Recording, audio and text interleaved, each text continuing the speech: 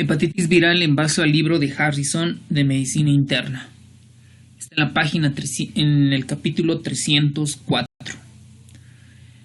Aquí lo importante en la hepatitis viral, sobre todo, es en el diagnóstico. Si es agudo, si es crónico, si está vacunado, si está curado y en qué fase de todo este proceso se va a iniciar un tratamiento. Entonces, tener cuidado sobre todo con un cuadro de libro. ¿Okay? La hepatitis normalmente, acá vamos a ver un poco de inmunología. Bueno, la hepatitis aguda, vírica, aguda es una infección generalizada que afecta sobre todo al hígado. Todos estos virus de la hepatitis humana son virus de tipo RNA, excepto el de la hepatitis B. Eso es pregunta de examen. ¿Ok? Todos los virus son de tipo ARN, es decir, de ácido ribonucleico, excepto del virus de la hepatitis B, que es un virus tipo ADN. Estos virus, cuando ingresan a plasma, a la sangre, tienen ese tropismo de invadir el hígado. Pero también hay otros virus que pueden invadir el hígado. Por ejemplo, el virus del Epstein-Barr y otros virus además. ¿Ok? ¿Por qué justo en el hígado? Porque ahí se encuentran receptores específicos para este tipo de virus. El virus de la hepatitis G y el virus de TT no producen hepatitis, pero también son transmitidos por transfusiones sanguíneas. Vamos a comenzar primero con la hepatitis A. En cada uno de estas hepatitis, por ejemplo, vamos a ver las características del virus, cómo se transmiten, cómo se diagnostican y cuál es el tratamiento. Desde ya vamos a indicar que la hepatitis A con la hepatitis E, la transmisión es fecal oral. ¿Ok? Entonces comencemos con la hepatitis A. La hepatitis A es un virus de tipo ARN que más o menos tiene un diámetro de 27 nanómetros. Pertenece al género de hepatovirus y a la familia del picornavirus. Ustedes, si acá se dan de cuenta, está RNA, virus RNA. Presenta 4 polipéptidos en la cápside. Primero vamos a identificar qué es la cápside. Es todo esto. ¿Ok? Es decir, como una membrana que envuelve al material genético del virus. Y esto tiene 4 polipéptidos, BP1, BP2, BP3 y BP4. Y al centro algunos suelen tener su core o núcleo. ¿Ok? El famoso core o núcleo. Estos con una irradiación ultravioleta se inactivan este virus. El periodo de incubación es de 4 semanas y se reproduce en el hígado. ¿Por qué es importante esto de 4 semanas? Porque un paciente que se contagia entre 1 a 4 semanas puede manifestar la enfermedad. Los anticuerpos de tipo IgG predominan contra el virus. A ver, acá debemos aprender 2 cosas que son muy básicas. En nuestro cuerpo tenemos las inmunoglobulinas. ¿Ok? Estas inmunoglobulinas son sintetizadas por las células plasmáticas o plasmocitos. Estos plasmocitos derivan de otros linfocitos que son los linfocitos B. Maduran a células plasmáticas y las células plasmáticas sintetizan la inmunoglobulina. Y ustedes recuerden que hay la inmunoglobulina tipo A, tipo G, tipo M, la E, varias. ¿Ok? Y cada una de estas inmunoglobulinas presentan sus características y funciones. Estas inmunoglobulinas también son llamados anticuerpos. ¿Ok? Es lo mismo. Y en hematología vamos a llamarlos como gamma globulinas. ¿Ok? Esto viene del espectro del proteinograma. Albúmina alfa 1, beta 1, alfa 2 y las gamas. ¿Ok? Entonces, la inmunoglobulina tipo M es la que se manifiesta en la parte aguda. ¿Ok? La parte aguda. Mientras que pertenece al sistema inmunitario innato. Ojo con eso. Mientras que la inmunoglobulina tipo G me manifiesta o me traduce cronicidad. ¿Ok? Que en algún momento ya tuvo contacto. Entonces se van a dar de cuenta por esta memotecnia. G y con la C. Tienen que ser la misma forma. ¿Ok? Entonces cuando me dicen inmunoglobulina de tipo G es porque es algo crónico que ya tuvo contacto. En la fase aguda, ¿qué vamos a encontrar? ¿IgM o IgG? Vamos a encontrar IgM contra el virus de la hepatitis A. ¿Ok? Acá en la infección de la hepatitis A hay varias fases. Una de ellas es la fase aguda preictérica y la fase final de la incubación. Y esta incubación puede encontrarse en el hígado, en la bilis, en las heces y en la sangre. ¿Ok?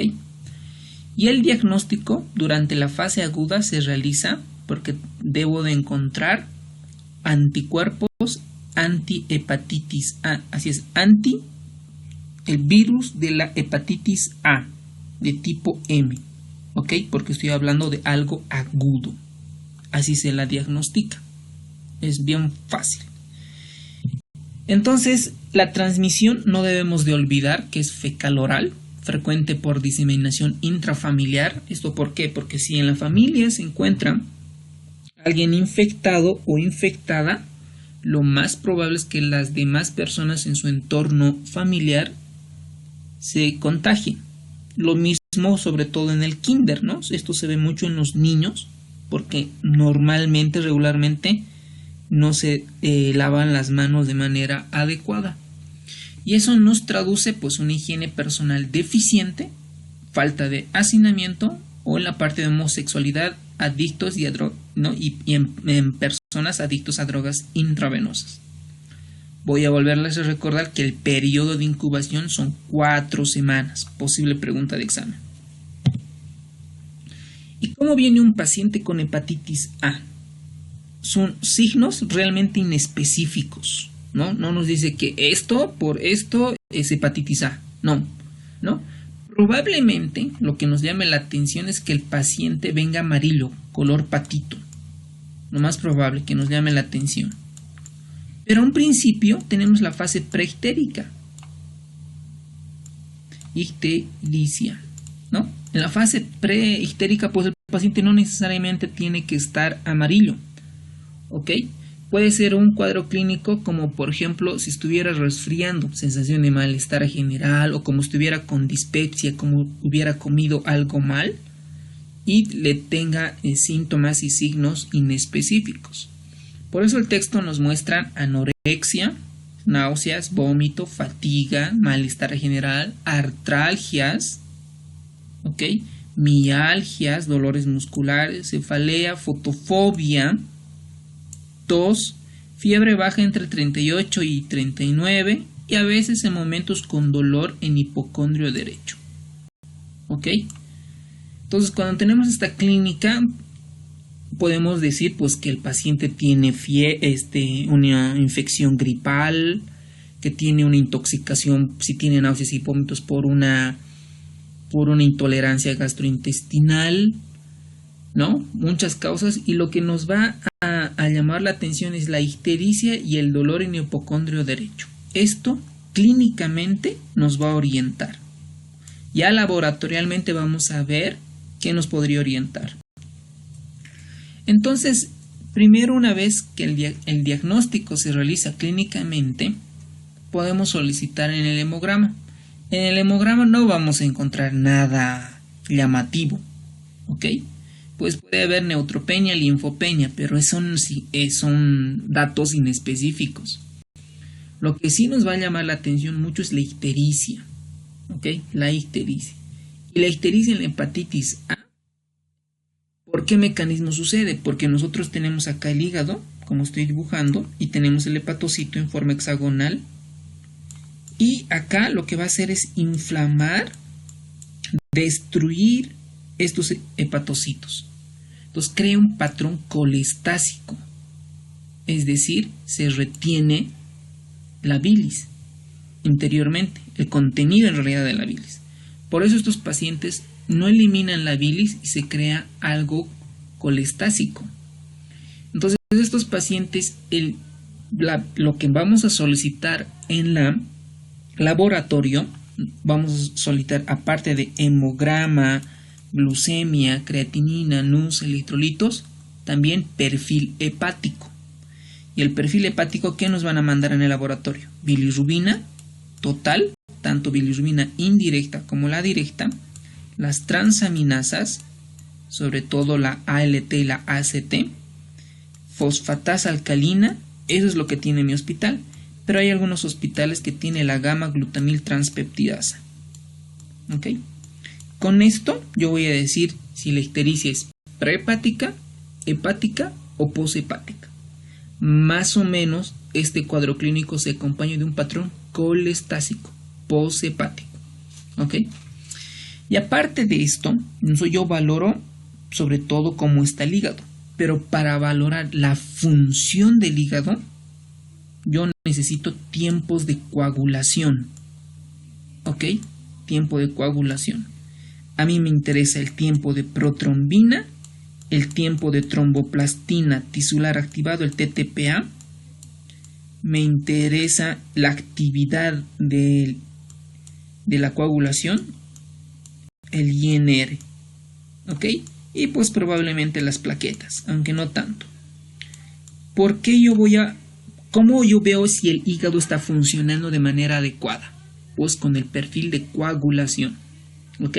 Porque recuerden que el hígado fisiológicamente fabrica factores de coagulación. Y es muy preguntado cuáles son los factores de coagulación. Vitamina K dependientes o filoquinona dependientes. 2, 7, 9, 10, ¿no? Y proteínas E, Y y demás. Entonces, eso es lo que vamos a encontrar. Y en estos pacientes, a un principio, como ustedes ven acá, 4 semanas está el periodo de incubación entre este tiempo, pero ya a partir de la tercera, cuarta semana, ya se encuentra en las heces el virus de la hepatitis A. Es decir, si cualquier persona tiene contacto con esta persona y no tiene buena higiene, se va a contagiar. ¿Ok?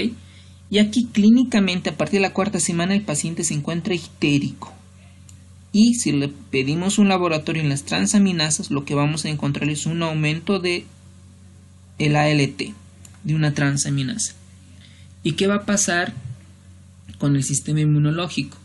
Acá en esta fase, a partir de la cuarta fase, tiene su pico en la producción de inmunoglobulina M anti-hepatitis A. Y desde ese entonces comienza a producirse de manera en poca cantidad, pero va aumentando con el tiempo, la inmunoglobulina tipo G, la crónica.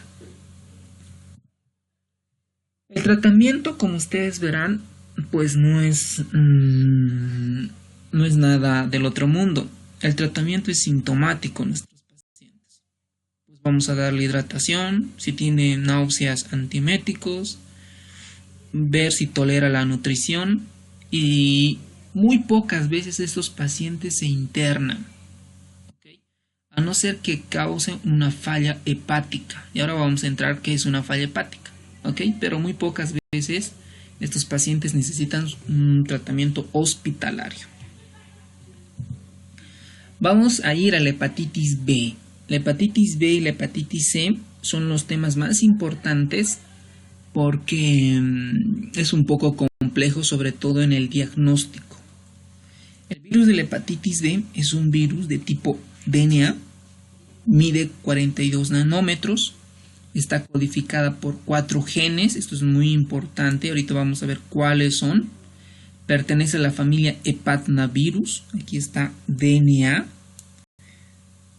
Se multiplica en el hígado, tiene proteínas virales, son traducidas por el ARN mensajero, tienen proteínas y el genoma son empacados en viriones. A ver, ¿qué es un virión? Un virión, por ejemplo, si nosotros tenemos el hígado y acá se reproducen, tiene el receptor el hígado, el virus, ¿ok? Y cuando se replican acá en el hígado y salen al plasma varios virus pequeñitos, todavía casi inmaduros, pero varios, y estos son denominados los viriones, es decir, son los hijos de los virus, ¿no? O las hijas. Pues poseen DNA polimerasas, endógenos, son mono y bicatenarios, producen hepatitis A. Esto es lo importante. Estas hepatitis B pueden producir hepatitis agudas que pueden cronificarse y llevar a un carcinoma hepatocelular. Por eso es importante, porque se cronifican y pueden llevar a tener cáncer de hígado. Y eso es importante porque muchos centros hospitalarios, estos pacientes pues reciben nuevo hígado, es decir, tendrían indicación de un trasplante hepático. Y por ejemplo, dentro de los viriones, que acá ya hemos mencionado que es un virión, son partículas de Dane que están especificadas en el libro. Ahora, si nosotros decimos, o les digo a ustedes, si estuviéramos en una presencial, dibujen el virus de la hepatitis B y sus componentes. Lo que ustedes deberían dibujar, que mide 42 nanómetros, una envoltura externa, denominado el antígeno de superficie de la hepatitis B. ¿Ok? Antígeno, vamos a recordar que un antígeno es cualquier molécula proteica o no proteica que reacciona ante el sistema inmune. ¿Ok? Un antígeno. Por ejemplo, la penicilina, ¿no? Que puede formar o actuar como un antígeno, hasta a veces como un superantígeno, y el sistema inmunológico actuar y responder ante una manera. ¿Ok? Si este antígeno es malo para el cuerpo y produce reacción de hipersensibilidad, y ahí se producen las famosas alergias, ¿no? Por eso hay pacientes alérgicos a la penicilina, porque su sistema inmunológico reacciona de manera exagerada ante ese antígeno. El antígeno normalmente es reconocido por el anticuerpo o inmunoglobulina tipos, ¿ok? Con la parte en su epítopo y en el parátopo. ¿Okay? Entonces el antígeno se le abrevia AG. Acá tenemos el antígeno de superficie, acá tenemos el antígeno core, porque es el núcleo, acá que está envolviendo. Tiene su ADN polimerasa, es decir, una enzima que ayuda a la replicación de este virus, y un antígeno E, ¿ok? Que se encuentra en el virus. Entonces, 4 componentes muy importantes. Esto es lo más básico, ¿ok? Porque nadie nos está preguntando, describa el genoma, describa cuántos aminoácidos tiene el antígeno o cuáles son sus enzimas estructurales y funcionales de este virus. Esto es lo más básico. La transmisión de este virus es por vía percutánea perinatal sexual, ¿ok? Es decir, sanguínea a través del parto y sexual. Por eso un paciente que es contagiado, por ejemplo, con VIH, además debemos de solicitarle serología para la hepatitis B y también para la hepatitis C, ¿ok? Porque suelen estar coinfectados. Es más, el tratamiento del VIH podemos tratar, pero el virus de la hepatitis B, si llega a un cáncer, es muy difícil de tratar. Entonces, ¿cómo yo digo si este paciente ha sido infectado? En la parte práctica clínica, lo que nosotros pedimos es el antígeno de superficie de la hepatitis B. ¿Ok? Esto es lo que le solicitamos. Este antígeno se va a encontrar en líquidos corporales de personas infectadas. ¿Ok? En el semen, en la saliva, o si la infección es aguda en el recién nacido, suele ser asintomático y probablemente está adquiriendo alguna infección crónica por este virus.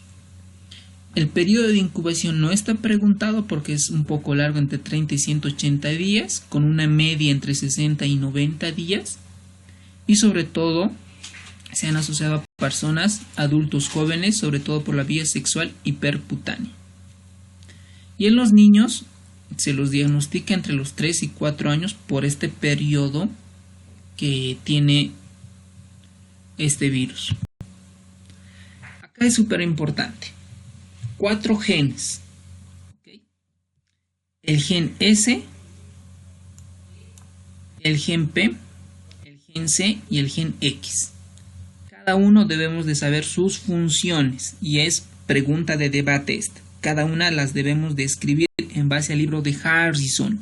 No nos confiemos de resúmenes mal elaborados. El gen S es el que determina la formación del antígeno de superficie. Entonces, ¿cómo nos vamos a dar de cuenta? S, superficie. ¿Ok? ¿Qué es este? Tiene una pre-S1, pre-S2 y S. ¿Ok? El gen P es el que determina la síntesis de enzima de polimerasa. P, polimerasa. El gen C, que es este, codifica para la proteína core o núcleo, CC. ¿Ok? Y el gen X es el que produce la proteína del BX necesaria para la infección y replicación en vivo y para promover la persistencia que puede conducir eventualmente a un carcinoma hepatocelular. Es decir, la proteína X produce, es decir, el gen X produce la proteína BX. ¿Ok? Estos 4 genes son súper importantes para entender cómo la vamos a diagnosticar.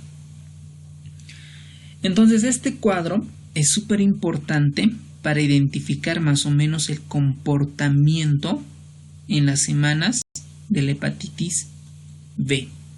A un principio está el antígeno de superficie. Entonces ustedes dirán, ¿con qué diagnóstico? ¿Qué voy a pedir? COE, superficie, E, etcétera. Con esto, con el antígeno de superficie. ¿Ok? Eso solicito. Va a estar a partir de las 4 semanas hasta las 24, más o menos se van a estar detectables en líquidos corporales, es decir, plasma, semen, saliva. Y el cuerpo, ¿cómo va a ser? Va a reaccionar, va a identificar esa invasión del virus y va a comenzar a defenderse. ¿Y cómo va a defenderse? Lanzando balas, lanzando anticuerpos, lanzando inmunoglobulinas. ¿De qué tipo? De tipo M. ¿Ok? Y comienzan allí. Acá tenemos la inmunoglobulina tipo M contra el core y posteriormente debe ser algo agudo, IgM se convierte en IgG, algo crónico. ¿Ok? Y posteriormente van apareciendo el antígeno, bueno, en realidad el anticuerpo anti-hepatitis B de superficie. ¿Y cómo vamos a encontrar acá? Con los marcadores. A un principio, entre las 4 y las 16 semanas, casi 18, se encuentra el antígeno E de la hepatitis B. ¿Ok? Que traduce replicación, que se está replicando. ¿Y cómo lo voy a dar al paciente? Solo entre la 8ª y la 16 semana, desde el contagio, lo voy a ver amarillo, ictérico. Y las transaminasas un poco altas entre la 8ª y las 16 semanas. Entonces, el antígeno de superficie es el primer marcador viral detectable entre las 8 y las 12 semanas. ¿Qué me traduce? Que hay presencia de virus. Pregunta de examen. Si yo encuentro un antígeno anticore, ¿ok? Este es fácil de detectar entre 1 y la 2ª semana de semanas de la aparición del antígeno de superficie, antes que exista el antisuperficie de la hepatitis B. ¿Por qué aquí estamos detectando directamente el antígeno, ¿no? ¿Por qué no podríamos detectar aquí directamente el antígeno core? Porque este core, como dice núcleo, se va a ir a depositar dentro del hígado, acá. Entonces el core como tal cuando nosotros sacamos sangre, no vamos a encontrar el core. ¿Ok? Si nos dicen, por ejemplo, el core, si nos identifican es porque le hicieron una biopsia o hicieron una necropsia o el anatomopatólogo está identificando acá exámenes para identificar el core. Cuando nos dicen anti es porque están detectando en plasma. El anticore puede constituir el único dato serológico de infección actual o reciente por virus de la hepatitis B. En la sangre, cuando tenemos el core en ausencia del antígeno de superficie, se ha asociado a hepatitis B por transfusión. ¿Ok? Esto es muy importante. Y el anticore representa reacción inmunitaria cruzada o positiva falsa. Ojo con eso. Y el anticore de tipo M, ¿ok?, predomina más o menos a las 6 o primeros meses después de la infección producida, tanto aguda o reciente. Entonces acá tenemos otro. Esto se deben resumir, ¿ok?, porque antes del examen tienen que volverlo a repasar. Cuando nosotros encontramos el antígeno de superficie, que nos indica presencia de virus. Y cuando tenemos antígeno de superficie, eso significa protección, resolución o en algún momento vacunación. Muchos esquemas de vacunación a nivel nacional, acá en Bolivia, pues ya contamos contra la hepatitis B. Solo que esto es que hay que reforzar cada cierto o cada tiempo. Mientras que el antígeno, bueno, en realidad el anticore contra el antígeno nos indica contacto con el virus. ¿Ok? Core, contacto. Si encontramos esa inmunoglobulina anticore de tipo M, es agudo, y si es de tipo G, crónico. Nos traduce memoria inmunológica. Y si encontramos un antígeno de tipo E, ¿qué representa? E de replicación.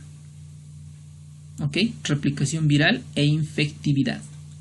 Si encontramos un anti-E, significa que hay resolución de la replicación o caída de la replicación viral y del virus de la hepatitis B. Ahora, esto es muy importante, las seroconversiones, porque aquí es donde se va a realizar tratamiento. La seroconversión de antígeno tipo E, donde existe una desaparición del antígeno de tipo E y la aparición del anti hacia el anti-E, es objetivo de tratamiento. Cuando existe una seroconversión del antígeno S y la aparición del anti-antígeno S, es curación. Acá viene lo mismo, el anticore es sobre todo de tipo IgG porque es algo crónico.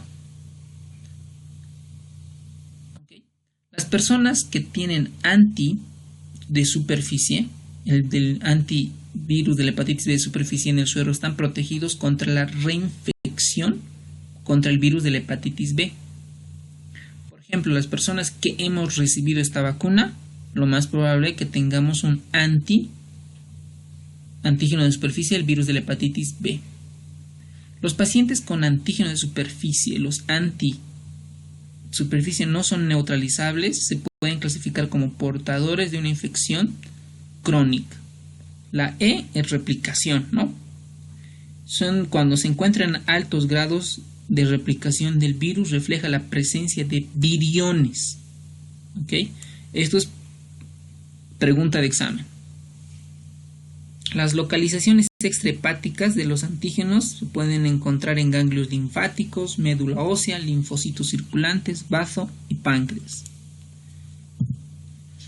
Aquí tenemos el cuadro donde nos explica las características laboratoriales típicas de la hepatitis B crónica, donde acá hacen dos picos. Entre la primera y la sexta semana se aumentan las transaminasas, llega un periodo en que está en la fase latente luego tiene otro pico de elevación de la transaminasa. ¿Eso qué significa? Que en algún momento el virus comienza a dañar más a los hepatocitos.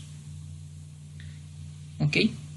A mí, ¿qué es lo que me interesa? Que en esta primera fase existe replicación, deja de replicarse y tenemos antirreplicación.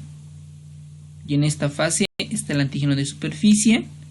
Entre los 60 meses, posteriormente ya comienza a disminuir. Este cuadro es muy importante. Esto se lo deben hacer su recuadro y estar pegado en su cuarto o en su sala de estudio.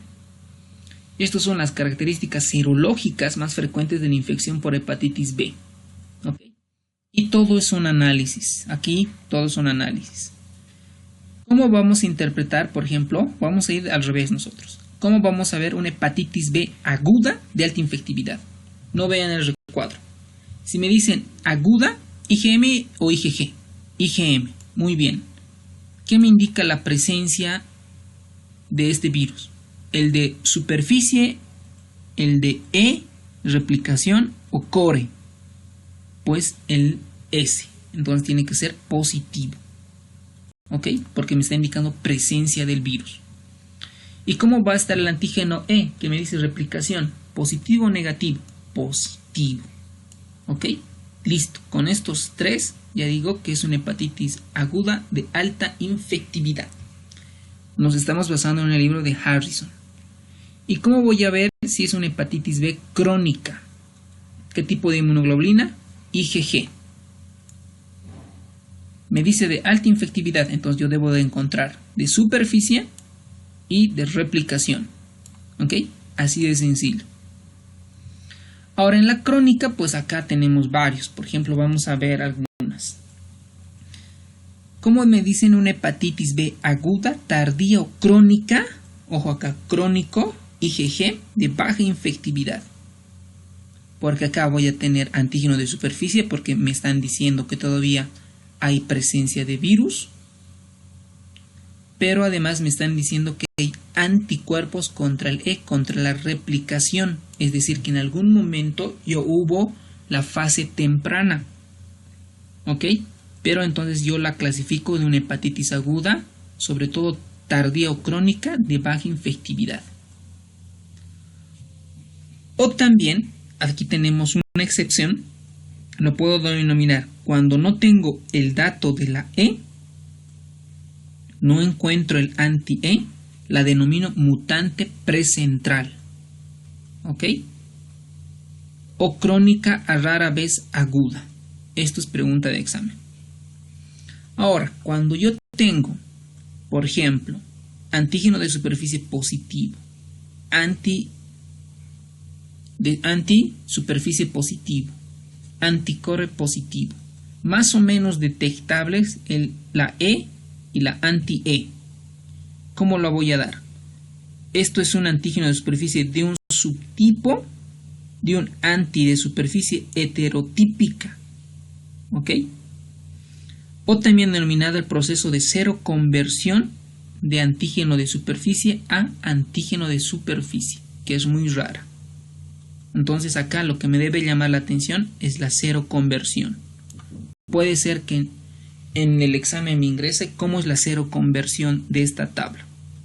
Yo diría que esto es lo más importante, una de las diapositivas más importantes.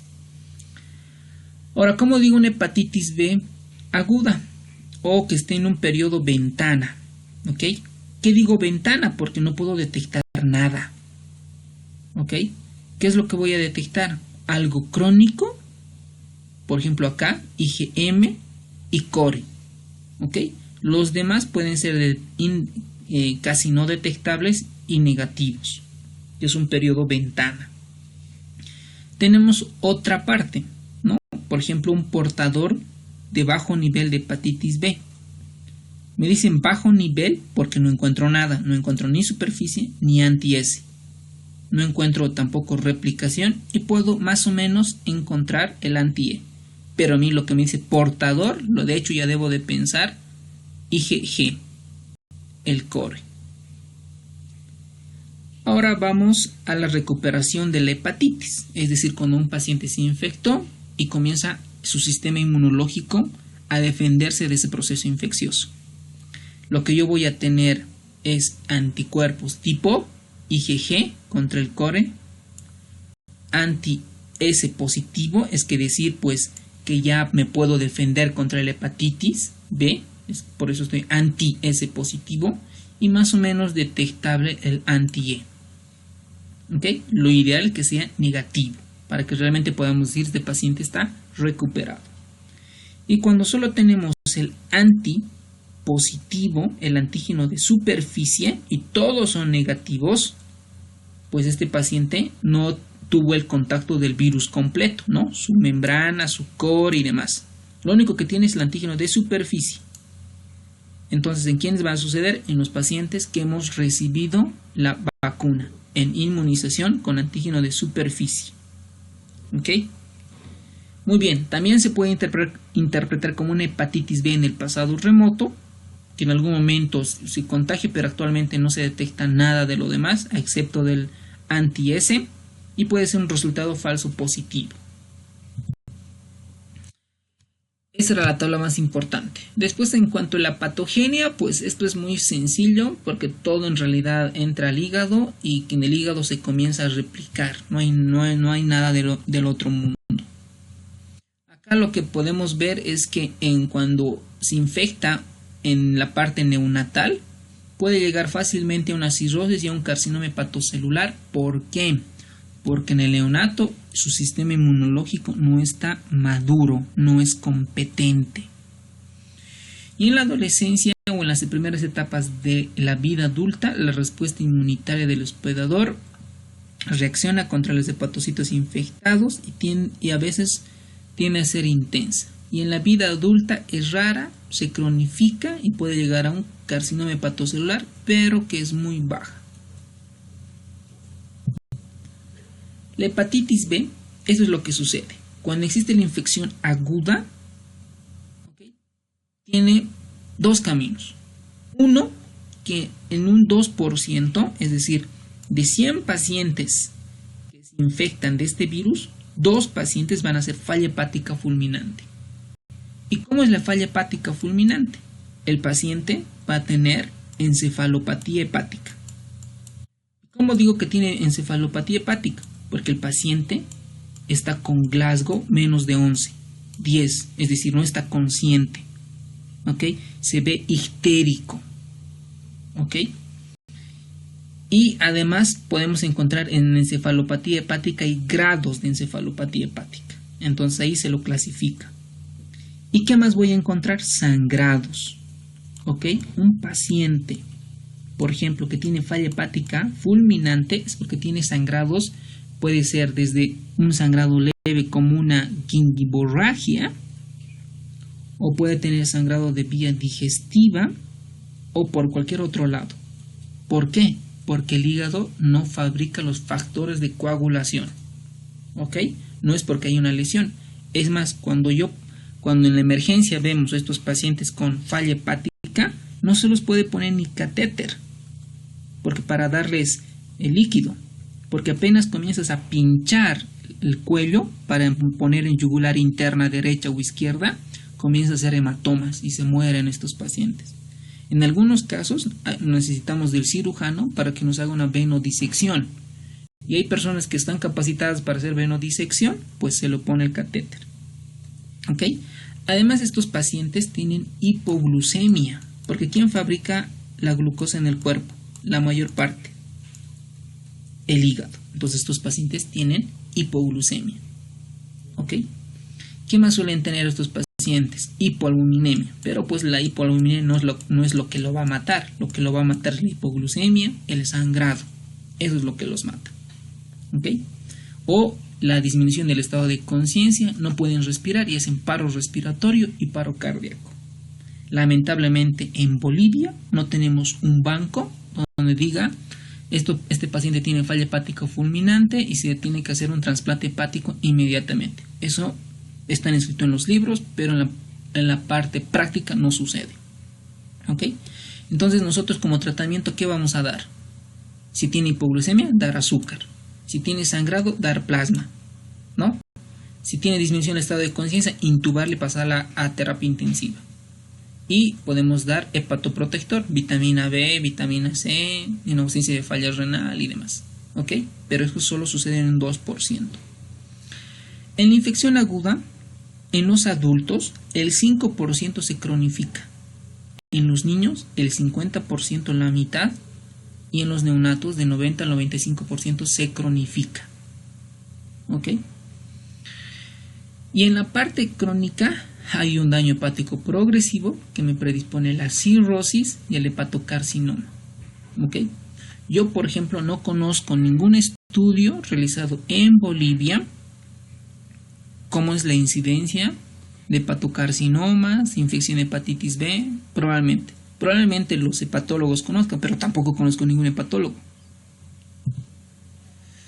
Ahora, por ejemplo, para catalogarlo como crónico, por lo menos debemos tener un antígeno de superficie mayor a 6 meses, debemos ver niveles de ADN detectables del virus de la hepatitis B, me estoy refiriendo, elevación de la alaninoaminotransferasa y una biopsia que me indica actividad necroinflamatoria. Entonces, 1, 2, 3, 4 criterios para decir que estoy en infección crónica.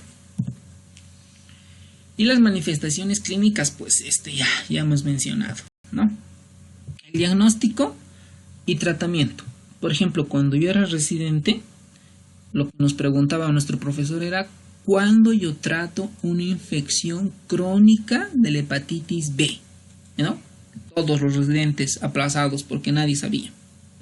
Entonces, para esto hay guías y el libro nos dicen algunos datos, no del todo, pero sí nos dicen algunos datos.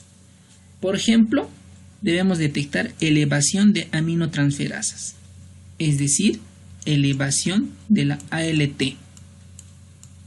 ¿Ok? Que nos traduzca que el hígado está comenzando a dañarse, es decir, que hay inflamación o destrucción de hepatocitos. Detección del antígeno E y detectar el antígeno de superficie. Y el tratamiento vamos a ver. Entonces, acá tenemos el análisis serológico que ya lo mencionamos. ¿Ok? Y los tratamientos. ¿Ok? Y esto es lo que nos importa. ¿Cuándo voy a tratar? ¿Y con qué voy a tratar? Las guías americanas lo que me dicen es que debo de encontrar el antígeno E positivo o negativo. Le da igual a las guías americanas. Pero lo que a él le importa es la carga viral del virus de la hepatitis B. ¿Qué tanto tiene? ¿Okay? Y los niveles de ALT dicen que tienen que ser elevados, pero no dicen cuánto. Y tiene que hacer una biopsia hepática o por fibroscan para determinar la actividad inflamatoria necrótica. Ya las guías europeas son un poco más específicas, donde nos dicen que debe tener una carga viral mayor a 2000 unidades internacionales litro por cada ml o mayor a 10.000 copias por cada ml. Aumento de la alaninoaminotransferasa por encima del valor normal, biopsia con cambios histopatológicos de inflamación, fibrosis. Esos son criterios para iniciar un tratamiento en una infección crónica por el virus de la hepatitis B. Y en el tratamiento, pues hay dos grandes grupos. Los análogos de nucleósidos, también tal vez les suena familiar por el tratamiento del VIH, y los inmunomoduladores como el interferones. Tienen sus indicaciones en el uso. Por ejemplo, los análogos nucleósidos se administran por vía oral, mientras que los inmunomoduladores son subcutáneos. Los análogos de nucleósidos tienen importante supresión potente contra el virus de la hepatitis B, tiene pocos efectos adversos, riesgo de mucha resistencia, la seroconversión es muy rara y el tratamiento es a largo plazo. ¿Ok? Dentro de ellos tenemos la lamivudina, el adenofovir, el tenofovir y el entacavir. Pues lo que más se usa es el tenofovir y el entacavir. Dentro de los inmunomoduladores, las características de la supresión es menor del virus de la hepatitis B, porque lo único que hace en el inmunomodulador es sofisticar, ayudar al sistema inmunológico que se defienda contra el virus. No va directamente con el virus, sino que lo capacita o lo fortalece al sistema inmunológico. ¿Ok? Tiene pocos efectos adversos, no hay resistencia, la seroconversión es común y la duración es finita en el tratamiento. Vamos a al siguiente virus. Al virus de la hepatitis C. El virus de la hepatitis C es un virus de tipo ADN, mide entre 40 y 60 nanómetros con un promedio de 50, pertenece a la familia Flaviviridae del género Hepacivirus, posee 9600 nucleótidos, es decir, un nucleótido es su base nitrogenada, su azúcar y su grupo fosfato. Presenta 6 genotipos, periodo de incubación entre 15 a 160 días. Es la principal causa de cirrosis y trasplante hepático. Se estima que el 3% de la población mundial está infectado por este virus. Aquí es muy bonito recalcar que antes se lo denominó, es decir, que antes, hace mucho tiempo, por los años 50, 80 más o menos, se realizaban muchas transfusiones sanguíneas, pero ya por los años 90 y demás había mucha cirrosis hepática y carcinoma hepatocelular. Entonces no había una causa como tal hasta que se hacen estudios y donde identifican este virus y se hace un estudio retrospectivo por los epidemiólogos donde identifican que el mecanismo de contagio era por transfusión sanguínea. Desde ese entonces se comienzan a realizar varios test, a todo el mundo se hace estudio, detección del virus de la hepatitis C, porque estas personas pues también pueden contagiar a otras personas. Acá tenemos el virus de la hepatitis B, donde contiene 9600 nucleótidos. Este es el gen precursor de la poliproteína, que va de 5pi a 3pi y que tiene dos importantes proteínas: proteína estructural, es decir, que forma parte del virus, y proteína no estructural, que codifica enzimas, ¿no? Sobre todo. Estas proteínas estructurales tenemos, por ejemplo, la P22, la GP35, GP70, la P70, que codifican la C, que es de core o nucleocápside, que es lo mismo, es decir, la membranita del núcleo, las glucoproteínas de la envoltura, es decir, acá sus glucoproteínas, tanto la E1 y la E2, y luego tenemos los genes de proteína no estructurales. Por ejemplo, aquí lo que me interesa es la NS2, que me codifica una proteína transmembranal, es decir, acá una proteína transmembranal. La NS3 que codifican proteasas y el RNA helicasa, es decir, una enzima que participa en la replicación. Los cofactores, el NS4A, el NS5A, tiene que ver mucho la relación con el interferón y la resistencia proteica, y el NS5B, que también codifica la RNA polimerasa. ¿Por qué es importante esto? Porque los tratamientos van a ir contra estas proteínas no estructurales, porque lo único que se ha usado hasta el momento es fortificar al sistema inmunológico, pero nada contra el virus. Entonces acá, por ejemplo, los últimos estudios han ido identificando tratamiento para este virus, sobre todo en la NS1. Este es el esquema de Harrison, que nos identifica lo mismo: las proteínas estructurales que codifican y las no estructurales. Entonces acá vamos a tener, por ejemplo, 3 genes estructurales de 5 a la 3PN, gen C que codifica la nucleocápside que ya mencionamos, la región E1 y E2 que codifican envolturas glucoproteicas. ¿Qué más acá? Estos, la NS2 y la NS3, son los nuevos medicamentos que están saliendo contra estas estructuras no proteicas, ¿no? Que ya hemos mencionado. Por ejemplo, la NS2 codifica una proteasa de cisteína, la NS3 que codifica una serina de proteasa y también de la RNA licasa, y estas que codifican la RNA polimerasa dependiente del ARN. Entonces acá tenemos algunos medicamentos y dónde van a actuar. Por ejemplo, el daclastavir actúa contra la diana viral NS5A. Luego tenemos el sofosbuvir,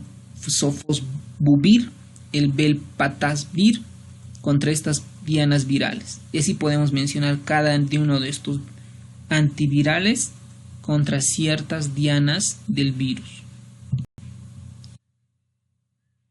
La hepatitis C, principalmente como habíamos mencionado, se transmiten por transfusiones, drogas intravenosas, exposición a sangre.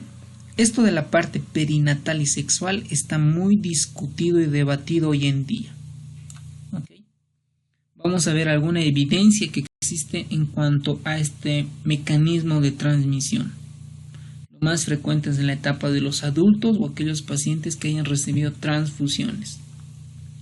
Entonces acá, por ejemplo,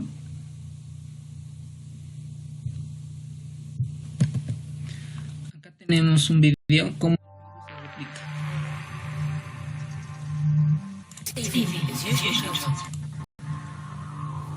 HCV is usually transmitted through blood-to-blood contact. The virus replicates in the hepatocytes of the liver and circulates throughout the body. Entry into hepatocytes occurs through the interaction of the viral envelope with receptors on the surface of the host cell. The virus undergoes a host cell. Acá voy a hacer hincapié que este virus, acá está el hepatocito, tiene receptores. Todos nosotros tenemos receptores. Si tenemos una toxina, tenemos un receptor. Si nos enfermamos, tenemos un receptor. ¿Ok? Si esto fuera hepatitis, por ejemplo, VIH, un virus de la VIH, tenemos receptores para ese VIH. ¿Y qué pasa si no tendríamos esos receptores? Pues no nos contagiamos. ¿Ok? Porque se han identificado personas en África que no tienen receptores y pueden estar en contacto con el VIH y no contagiarse. Entonces, por ejemplo, en este video nos muestran los receptores, la CD81, el CRB1, el CDL1, el OCL1. Esto es importante. ¿Por qué creen que es importante? Porque puede ser que modificando estos receptores se evite el contagio de este virus. Y probablemente hoy en día ahí está el tratamiento para la infección del VIH. Receptors on the surface of the host cell. The virus undergoes a fusion and uncoating step, releasing positive strand viral RNA. HCV utilizes many of the host cell's proteins and molecules in order to replicate. The first step is the translation of the viral RNA genome into a polyprotein. The polyprotein is processed by both host cell and viral proteases into structural and non-structural proteins. An essential step in the replication of viral RNA is the interaction of the host cell protein cyclophilin A with the viral proteins NS5A and NS5B. This enables the functional replication complex. A replication complex is now formed to generate new viral RNA. A negative strand RNA intermediate is formed and is used as a template for the synthesis of positive strand RNA. The viral RNA is then packaged to form new HCV virons. The virons mature in the Golgi apparatus and are released from the host cell by exocytosis. Están los viriones, ¿no? Los viriones.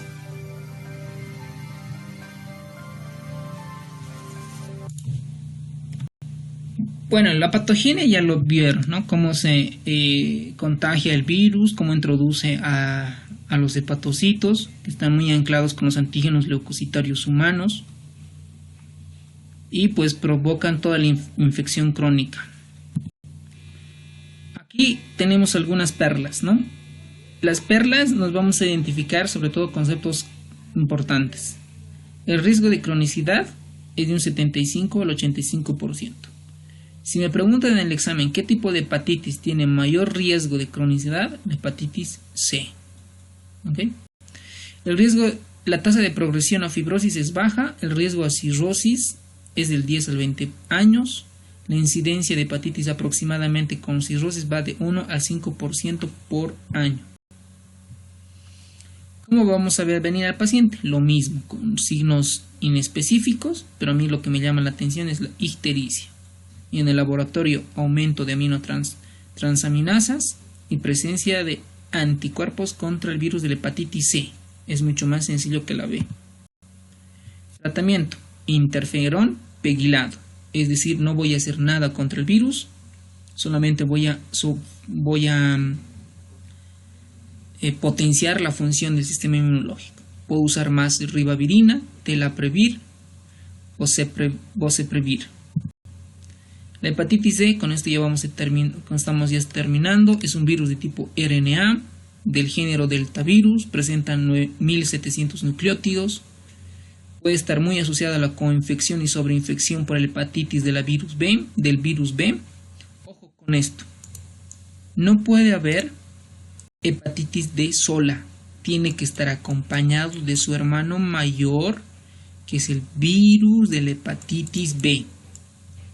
¿Ok?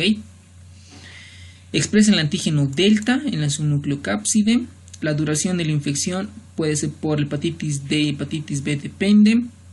La infección es endémica, sobre todo en pacientes con hepatitis B. En zonas no endémicas, la infección con este virus está restringida a personas con exposición frecuente a sangre y productos. Es decir, por ejemplo, si solo me encuentro con el virus de la hepatitis D, entonces debo de sospechar que estos pacientes tienen contacto muy frecuente con sangre y productos hemoderivados. La transmisión puede ser parenteral, sexual, perinatal. La patogenia. La infección aguda por este virus es superpuesta a una infección crónica por el virus de la hepatitis B. La sobreinfección se aparece en una exacerbación clínica similar a una infección crónica del virus de la hepatitis B. La existencia de infección por el virus de la hepatitis D se demuestra en el hígado mostrando el antígeno de la hepatitis D o poniendo de manifiesto la seroconversión del anti-D. Es decir, por ejemplo, que ya se encuentra en el cuerpo el virus, pero ya el cuerpo comienza a formar inmunoglobulinas y eso se detecta como anti-D. El antígeno de esta hepatitis circulante pues es diagnóstico de infección aguda y el anti-D deja de detectarse una vez que desaparezca el antígeno de superficie de la hepatitis B. El diagnóstico es oportuno en la infección aguda, se puede estar dificultado por el retraso o en un periodo ventana cuando ya se esté formando los anti-D. Entonces, esto es la clave. Cuando yo digo sobreinfección y coinfección. En ambos voy a tener el virus de la hepatitis B, ¿no? Pero yo quiero saber si este virus delta está con sobreinfección o coinfección.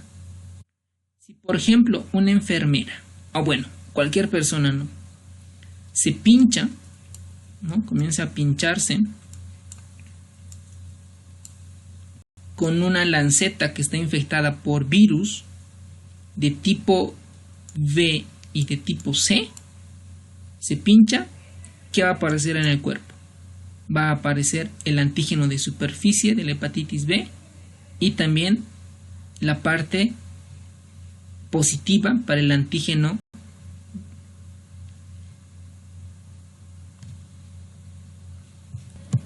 como habíamos mencionado, que aquí va a estar positivo en ambos lados el delta. ¿Ok? Positivo. Y lo que yo me voy a identificar es en la parte del virus de la hepatitis B. Si es positiva el core de tipo IgM, pues digo que es agudo. Y si está presente el virus de la hepatitis B de tipo IgG, digo que es crónico. Entonces digo ahí sobreinfección cuando encuentro inmunoglobulina tipo G y coinfección cuando encuentro inmunoglobulina tipo M. El diagnóstico y el tratamiento, pues se hace el diagnóstico con serología por infección del virus de la hepatitis D, el virus de la hepatitis B. Y con eso de coinfección y sobreinfección ya lo mencionamos. Se halla siempre que existe una replicación. Y el tratamiento, pues, suele ser en curso de 48 semanas con interferón pegilado alfa, es decir, fortificar al sistema inmunológico. La vacuna va contra la hepatitis B en personas predispuestas. Y terminamos con este virus. Recordemos que la A es fecal oral, lo mismo que la E, transmisión fecal oral. Es un virus de tipo ARN, tiene un diámetro entre 32 a 34 nanómetros, de la familia Epiviridae, del género Epivirus. Es frecuente en países subdesarrollados. ¿Okay? El periodo de incubación son de 3 a 8 semanas. El diagnóstico de infección se hace mediante la detección de inmunoglobulina tipo M contra el antivirus de la hepatitis E. Si menciono IgG es algo crónico. Se ha dilucidado que si la inmunoglobulina evita la hepatitis E en algunas reacciones, se ha elaborado la vacuna por bioingeniería en la fase de evaluación que todavía, pero creo que tengo entendido que ya tenemos esta vacuna. La prevención pues no es nada más que higiene. Complicaciones. En el virus de la hepatitis A puede haber recaídas entre semanas o meses. El tratamiento sigue siendo lo mismo, es decir, casi no se hace nada, es un tratamiento de sostén. Y puede llegar a una hepatitis colistásica que puede producir prurito, ¿no? Sobre todo los pacientes se quejan de prurito, de escozor.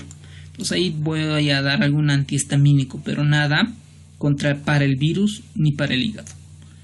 El virus de la hepatitis B, del 5 al 10%, ocasiona una enfermedad similar a la enfermedad del suero, es decir, una reacción inmunológica que se manifiesta por artralgias o artritis, una hepatitis B crónica que puede llegar a un carcinoma hepatocelular. El virus de la hepatitis C pueden producir enfermedades linfoproliferativas, ocasionar porfirias cutáneas tardías, esteatosis hepática, hipercolesterolemia, resistencia a la insulina. ¿Okay?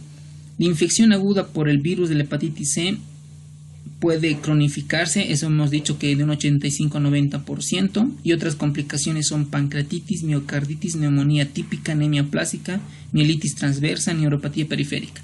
Es decir, que estos virus no solamente atacan al hígado, también otros organismos, sobre todo al riñón, que puede manifestarse como un síndrome nefrótico. La hepatitis fulminante, pues ya habíamos mencionado que cuando los hepatocitos se comienzan a lastimarse, es decir, mueren, y pues tiene una mortalidad muy alta si no recibe trasplante hepático, sobre todo mayor a 80%.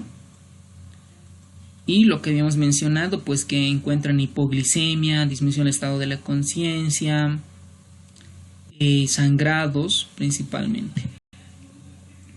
La hepatitis crónica es la complicación tardía más frecuente de la hepatitis B, sobre todo si se transmite en una etapa muy temprana. Y los datos clínicos y laboratoriales sugieren una progresión, pues cuando existen ausencias de resolución completa como síntomas de anorexia, pérdida de peso, fatiga, persistencia de hepatomegalia. O si hago una biopsia puedo encontrar datos que me sugieren inflamación o necrosis de los hepatocitos, elevación de aminotransferasas persistente, presencia mantenida de antígeno E, es decir, que se está replicando. Y pues vamos a debatir más con casos clínicos en cuestión de la hepatitis.